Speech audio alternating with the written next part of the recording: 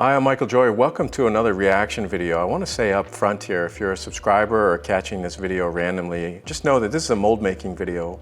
We make a lot of content here and I'm a professional mold maker, and so you may or may not want to be on this bus if you're interested in some other things. But for the makers out there, get ready.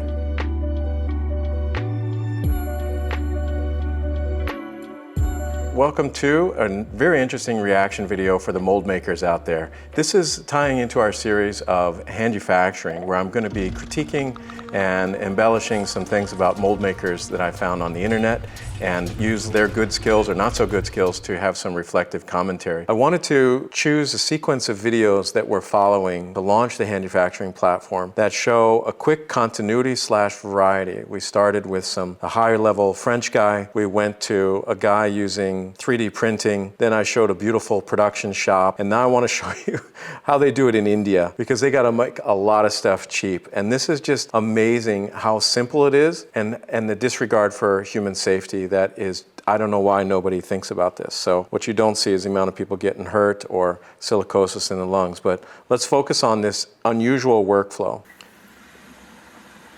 So in India, they set up the potteries where the clay is, and they're going to make the clay from dirt. So they've added the clay, they put it in a mixing bin, and now he's going to transport it to where they're going to make the slabs. I mean, look, they don't even have a pipe. The pipe is actual clay. They don't need it.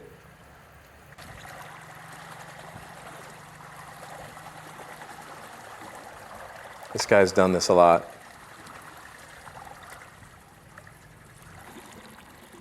It's beautiful.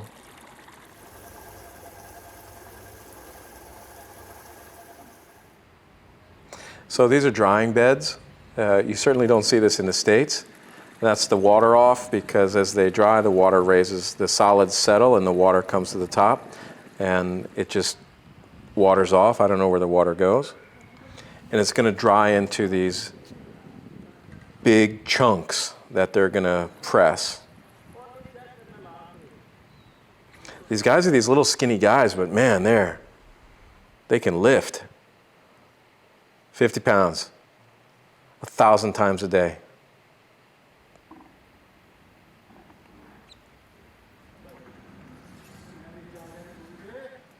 Now their molds are already made. Look at that. Boom, boom. There's your bowl. What was that? 10 seconds? Next.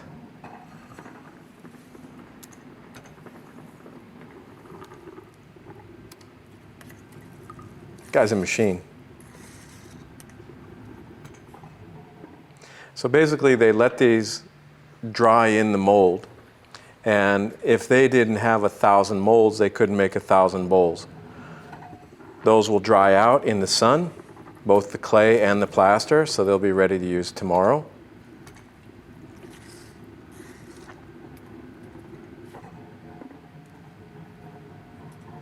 So simple. But the setup was not. They built these tanks. They have to have enough ground space for this. A rainy day would take their production out. Look at this guy, how he's able to operate like that. My back would be killing me in about a minute and a half and I'm done for weeks.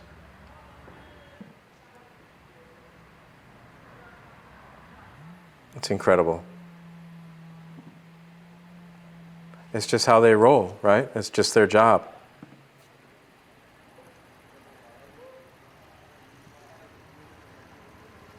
All day long. They're going to be cleaning up those edges, but look at the scale of this. Looks like we got they skipped the edge cleanup. Looks like we're into decoration now. So they're basically decorating at the air dry, which it means it has enough stability to hold itself, and they can stack it in the kiln. All of this stuff is low fire terracotta, earthenware sort of thing. It's very, very low temperature, which means it's not strong at all. A lot of these will break in the kiln. They just know they're going to break, but they just make them so fast. Look at that spacing. Although it looks sloppy, it's pretty equal.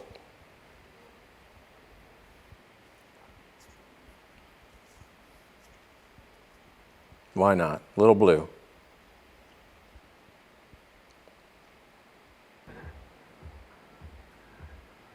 He at least has a chair.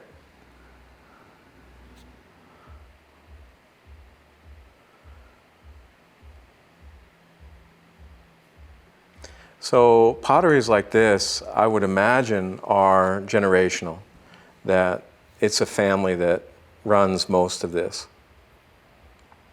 Unless we saw a big fat guy. The big fat guy would be the owner. That's how it is in India. I always see these videos and then all these hardworking people and then you got the big fat guy. Watch his hand motions.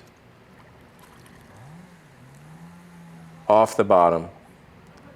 That's glaze.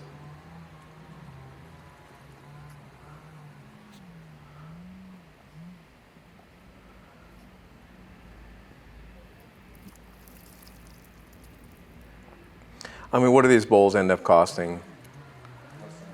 Less than $1. You're right.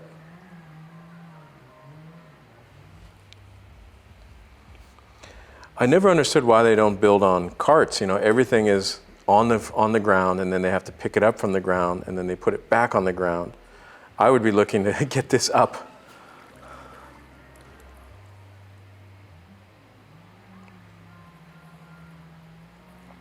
No shade. I mean, these guys are tough, right?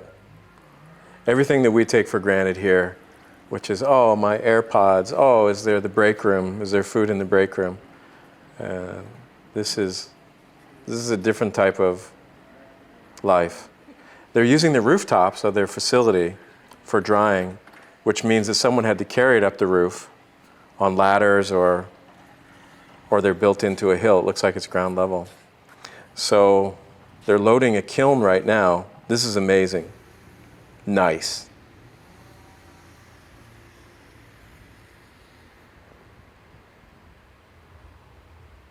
You could pave roads with all the broken. These are neat. These blocks that they're throwing in are actually what we call kiln posts. And they stack them, and then it lets the plates stack in, and there's a slight gap between the two because if a glazed piece of ceramic touches each other in the kiln, they stick together. I don't know how long these kilns last. Like, has this thing been in operation for 100 years? Or does it last 2 years and then they trash it? I just don't know.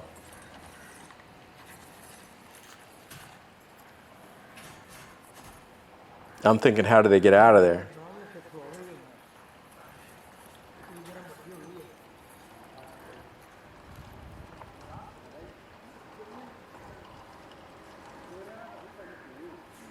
Yeah, time just takes what it takes. They're not going slow, they're extremely efficient. Everybody's efficient when they're being filmed. It's amazing. So that white glaze is going to turn into clear glaze. You can see the heat coming off of that. You see the shadows? They just unbricked this. So he's grabbing that way early. I think they just don't want to wait for it to cool down because they need the kiln again. This guy's got some durable hands. Those are hundreds and hundreds of degrees still.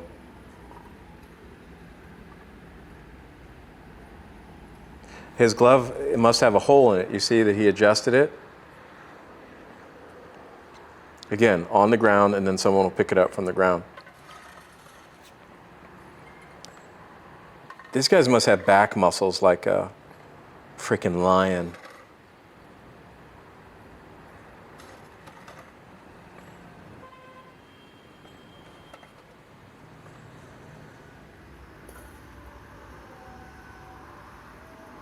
It's slow but fascinating, right? I mean, just steady gets the job done.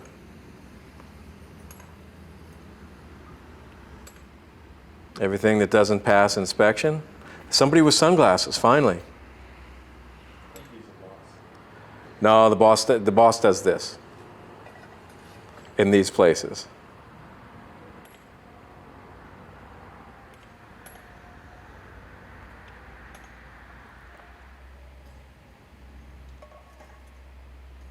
So,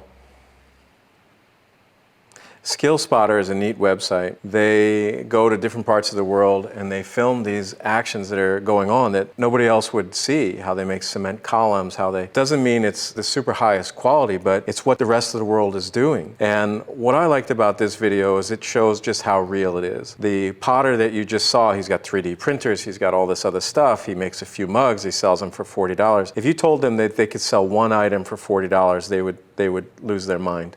That's just not possible. You know, they're selling these for pennies on the dollar. It's a whole different economic structure there. I'm not saying that they can compare because of the business pressures that the United States has, but this to me is fascinating, and I put it up there as a contrast because I'm going to show other global manufacturing places because it ties into hand-ufacturing. Things that are made by hands look kind of, there's reasons why some things are cheap, and there's reasons why some things are just built disposable. It's, you know, you can't ship those plates. You put those in a container, everything's going to break by the time it gets to the United States. So it's definitely a local market. And it's fascinating to me to see how old technology, they can just kill it and pound this stuff out. So I'm looking forward to seeing more of these things. I wish none of these workers to ever get hurt. I mean, I couldn't imagine going home with the backaches that they must have. So it's, instead of a high five, I say group massage for these people that work so hard to feed their families. So much craftsman love to them. All right, that's what we got today. Thank you for watching this video. We're getting ready to launch a new platform called Hand-ufacturing. It's going to feature a lot more educational films about mold making and casting, from very basic to advanced mold making. Our hope is that it helps the business entrepreneurs out there learn efficient ways to manufacture their products and bring a lot more wealth into their household. Stay tuned.